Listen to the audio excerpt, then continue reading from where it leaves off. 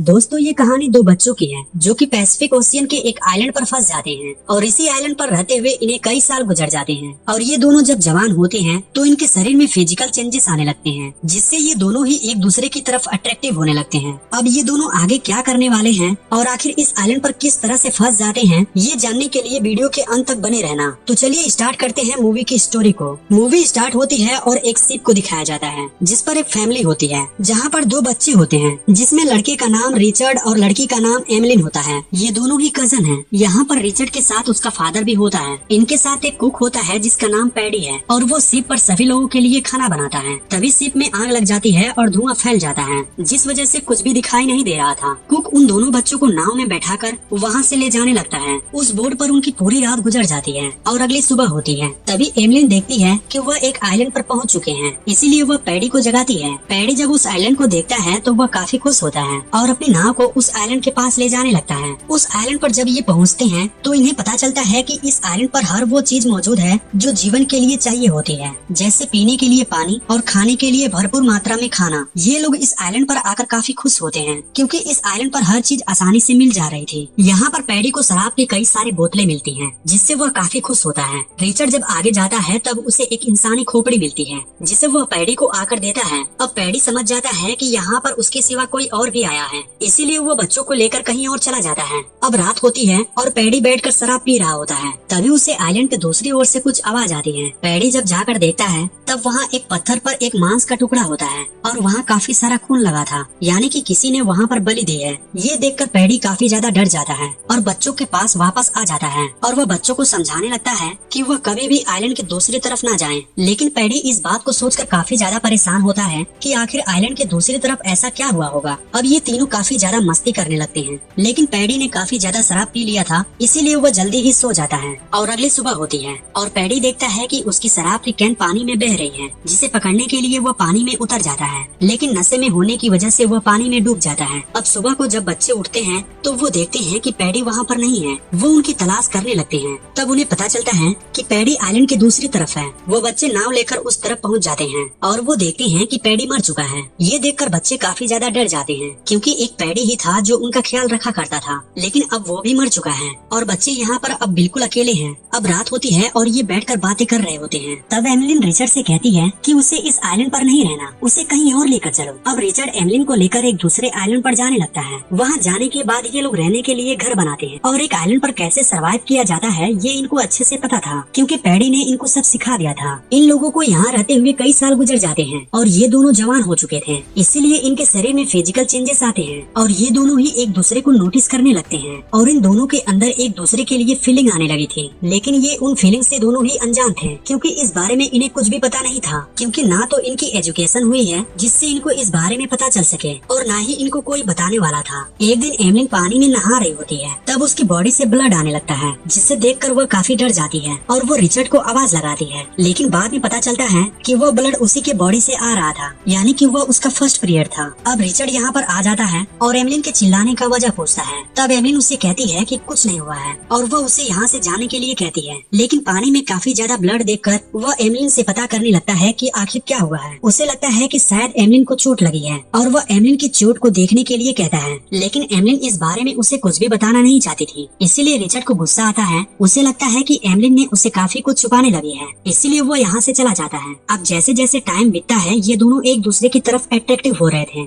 एक दिन एमलिन को एक ड्रम बजने की आवाज आती है। जब वो जाकर देखती है तब वो आवाज दूसरे आइलैंड की तरफ से आ रही थी, इसीलिए एमलिन वहाँ जाकर देखने लगती है। तब उसे पता चलता है कि यहाँ पर एक बहुत बड़ी मूर्ति है और उस मूर्ति से खून निकल रहा था। ये सब देखकर एमलिन काफी ज्यादा डर जाती है और दौड़कर रिचर्ड के पास आती है और वह रिचर्ड को सारी बात बताने लगती है। ये बात सुनकर रिचर्ड को उस पर गुस्सा आता है क्योंकि पैडी ने उन दोनों को वहाँ जाने के लिए मना किया था और वह उन दोनों को एक कसम दिलाया था कि वह दोनों उस आइलैंड की तरफ न जाएं। लेकिन एमलिन ने वहाँ जाकर पैडी की कसम को तोड़ दिया था, जिससे रिचर्ड उस पर गुस्सा करता है। अब जब रात को एमलिन सोती है तो उसे एक सपना आता है जिसमें वो देखती है कि रिचर्ड पानी में डूब रहा है और उसकी मौत हो गई है। ये देखकर वह काफी ज्यादा डर जाती है। अब यहाँ पर रिचर्ड भी आ जाता है और वो रिचर्ड से कहती है कि वो उसको कभी भी खोना नहीं चाहती। ये बात कहकर वो उसे किस कर लेती है। अब रिचर्ड के अंदर फीलिंग आ जाती है और वो उसके करीब आने की कोशिश करता है, लेकिन एमलिन को ये अच्छा नहीं लगता और वो वहाँ से चली जाती है। अब सुबह होती है, रिचर्ड कहीं जाने लगता है। तब एमलिन उसे रोकने की कोशिश करती है, लेकिन वो गुस्से में होता है और उसकी उसकी बात न सुनकर वो वहाँ से चला जाता है। अब एमलिन उसे मनाने के लिए उसके पीछे जाती है। तब वो एक पत्थर के पीछे कुछ कर रहा होता है। अब एमलिन को ये देखकर समझ नहीं आ रहा था कि आखिर रिचर्ड क्या कर रहा है। जब वो उसको आवाज लगाती है तो रिचर्ड उस पर गुस्सा करता है। इसके बाद रिचर्ड को एक शिप आती हुई दिखाई देता है, इसलिए वो दौड़कर उस पहाड़ी की तरफ जाता है जहाँ पर उसने कुछ लकड़ियाँ इकट्ठी की थी, जिसमें उसको आग लगाकर उन्हें संकेत दे सके। लेकिन उसको जाने में देर हो जाती है और शिप वहाँ से चली जाती है, जबकि एमलिन भी वही थी। अगर वो चाहती तो उसमें आग लगाकर संकेत दे सकती थी, लेकिन वो ऐसा नहीं करती है क्योंकि एमलिन को यहाँ पर रहना अब अच्छा लगने लगा था। इस बात पर रिचर्ड एमलिन पर और ज्यादा गुस्सा करने लगता है। अब वह गुस्से में एक नाव बनाता है और उस नाव को पानी में डालकर वहाँ से जाने लगता है, लेकिन वह नाव कुछ दूर जाकर डूब जाती है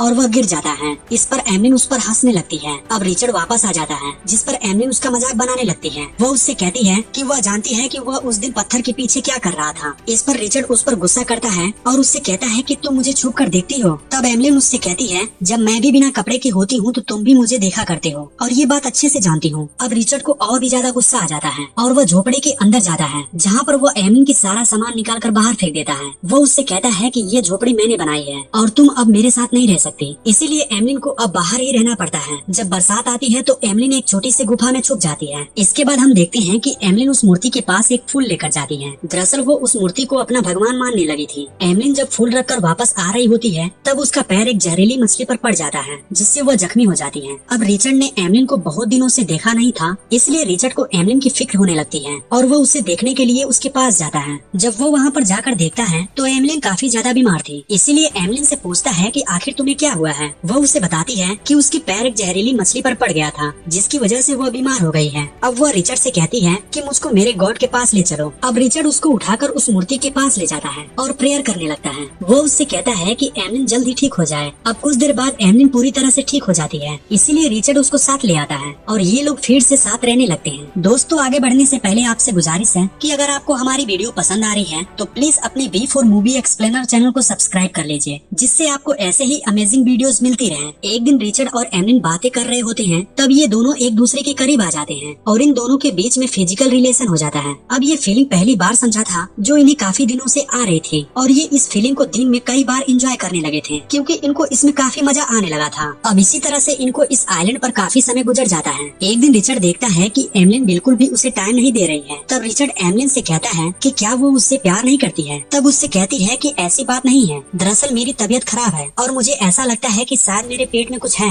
अब वो रिचर्ड का हाथ अपने पेट पर रखती है, तब उसके पेट में कुछ हलचल होने लगती है। अब रिचर्ड उसे देखकर कहता है कि यह तुम्हारा पेट खुद से क्यों हिल रहा है। दरअसल एमलिन प्रेग्नेंट हो चुकी थी और इस बात से दोनों ही अनजान थे। एक दिन रिचर्ड आइलैंड के दूसरी ओर जाता है और वहाँ पर वह देखता है कि कुछ आदिवासी लोग एक आदमी की बलि चढ़ा रहे थे। ये देखकर वह काफी ज्यादा डर जाता है और दौड़कर एमलिन के पास आ जाता है, लेकिन एमलिन के पेट में दर्द होने की वजह से वह काफी ज्यादा चिल्ला रही थी। अब रिचर्ड आकर उसकी मदद करने लगता है। दरअसल एमलिन की डिलीवरी का वक्त आ गया था और यहाँ पर वह एक बच्चे को जन्म देती है। उस बच्चे को देखकर ये काफी खुश होते हैं और उसे झोपड़ी में ले आते हैं। कुछ देर बाद वह बच्चा रोने लगता है। इनको लगता है कि शायद बच्चा भूखा है, इसीलिए ये उसको खाना और पानी पिलाने लगते हैं। लेकिन इन दोनों को पता ही नहीं होता कि बच्चों को इन सब चीजों की नहीं बल्कि माँ के दूधों की जरूरत होती है। अब बच्चे को रोता देख एमलिन बच्चे को सीने से लगा लेती है, जिस पर वह अपना खाना खुद से ही लेना शुरू कर देता है। यह बच्चा लड़का था, इसीलिए इसका नाम पैडी रखते हैं, क्योंकि ये अपने कुक पैडी को काफी मिस किया करते थे। अब इस बच्चे के साथ ही यह दोनों काफी खुश रहने लगे थे और दोनों अपने बच्चे को काफी ज्यादा प्यार किया करते थे।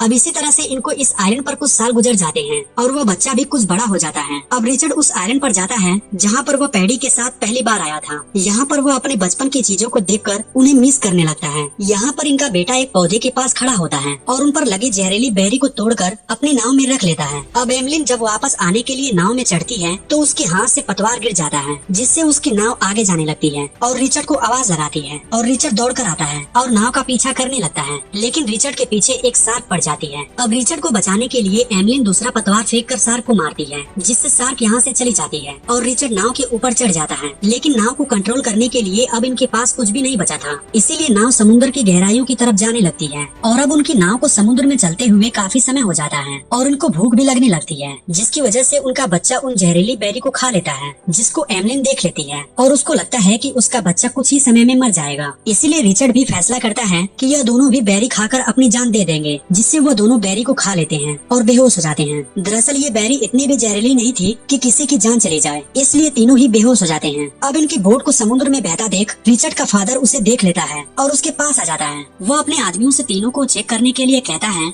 जब वो उसे चेक करते हैं तब उन्हें पता चलता है कि यह तीनों ही बेहोश हैं और अब भी जिंदा हैं, इसीलिए उनको बचा लिया जाता है। और इसी के साथ यह मूवी यहीं पर समाप्त हो जाती है। दोस्तों, अगर आपको यह वीडियो पसंद आई होगी तो चैनल को सब्सक्राइब करना मत भूलना।